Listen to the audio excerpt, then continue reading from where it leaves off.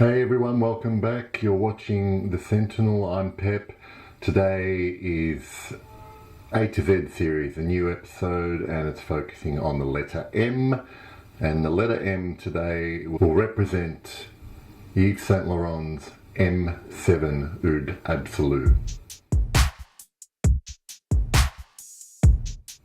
Okay guys, so it's going to be a quick video today. There are things that I love about this fragrance and things I'm not so crazy about. I have my little decant here of Yves Saint Laurent's La Collection M7 Oud Absolu, which was released back in 2011. Now, my understanding of this collection that was released by YSL was that they had re-released Jazz, which was from the 80s, I think.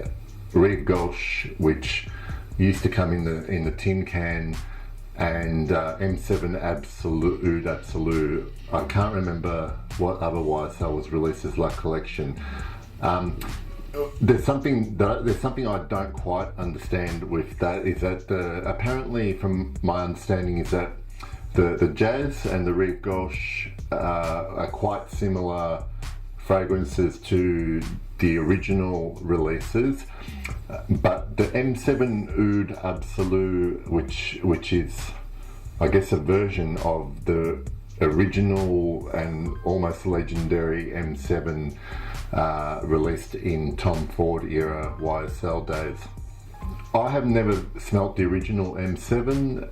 From what I can gather, from what I read, what I hear, it's much loved as a masculine fragrance. This appears to be a somewhat tamer version, probably more mass appealing than the original M7, because I think the M7 was discontinued mainly because it wasn't a big seller, but it certainly got a quite a cult following now. M7 Oud Absolu, like I said, was released in 2011 along with the others in the La Collection series. Top notes, it's a very simple note breakdown. According to Fragrantica, top note is mandarin, middle note is patchouli, and base notes are labdanum, or otherwise known as rock rose, myrrh, and oud or agar wood. I'll start by saying that I love the way this fragrance smells. With the opening, the mandarin orange and the oud are the first things that appear to my nose, or that are noticeable to my nose. And this oud is, to me, a little quite similar to the oud note in Tom Ford's Oud Wood. It's that particular synthetic version of oud. I don't think they're using real oud in these fragrances. So what happens is that mandarin adds a nice citrusy sweetness to the opening, mixed with that oud note.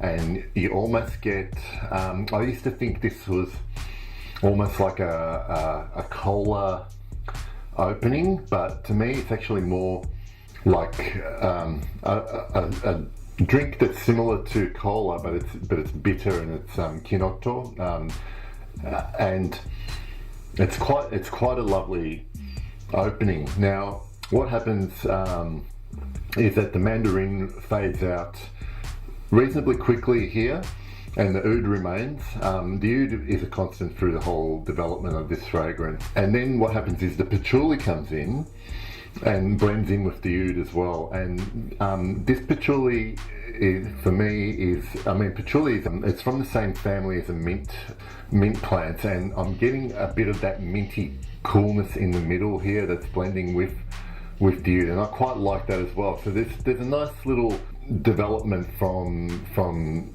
sweety fruitiness to, I want to say, a cooling drier element throughout the mid. So later, when it settles down, you get the resinous aspect of this fragrance. So Like I said, the oud is there, and then the notes of myrrh and the labdanum. I do pick up more of the myrrh than the labdanum, but you know, I'm not so good at picking labdanum as an individual note in general. I recognise myrrh from fragrances like Eau Sauvage Parfum, and that's a note I really like in that particular fragrance in it. And it works well here in the dry down. Now, the thing about this fragrance on my skin, there's a disclaimer, is that I'm lucky to get 4 to 6 hours longevity here. It has very soft projection on me as well. And you know, this isn't a rule, because I read that this is, you know, can be quite beastly on other people that wear it. Now, I don't know if this version of M7 Absolu has been reformulated or has become weaker. It's just that this is one of those fragrances, much like 1270 by Frappan, that I love the smell of, but the performance is disappointing. I'm more willing to put up with this because it's a lot cheaper than a Frappan, and I'm happier to spray a bit more. But what this means, I guess, for this fragrance for me is that I either, you know, have to use more of it if I want to wear it more often, like during the daytime. But otherwise, this is perfectly suited for evenings where you don't want something to last 10 to 12 hours. It's a very elegant, classy fragrance. I would wear this in cold weather because I think the warmer the weather, the quicker this will probably burn up on your skin. Having said that, that citrus note in the opening actually makes this quite a nice fragrance to wear on cooler spring days or warmer spring evenings. It has some limitations for me, this fragrance, M7 Oud Absolu. Like I said, the smell itself is wonderful, and I love stuff like Tom Ford's Oud Wood, but this is on a par in terms of purely on smell with Oud Wood. For me, they're different, but I love this smell as much as I like Oud Wood, and Oud Wood is my favourite private blend from Tom Ford. See how it goes on your skin. For my skin, the sad fact is it just doesn't last very long. It's a wonderful smell, doesn't project on me very well, and I'm doing 5 sprays, and I really don't want to be spraying more than that. I don't think it's a matter of olfactory fatigue with this one, because it is really soft, and I don't get anyone noticing the smell when I wear it. Or it is a soft sillage, moderate longevity. It's perfectly fine for a work scent, except it's not going to last you the whole day, in my experience.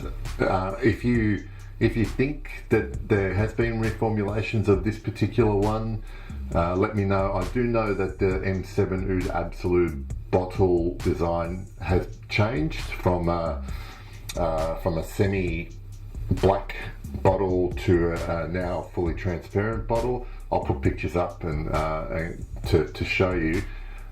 So if you have any comments about it, if you own this and love it, or you don't like it, please let me know. Again, it's a wonderful fragrance. I just wish it performed a little bit better.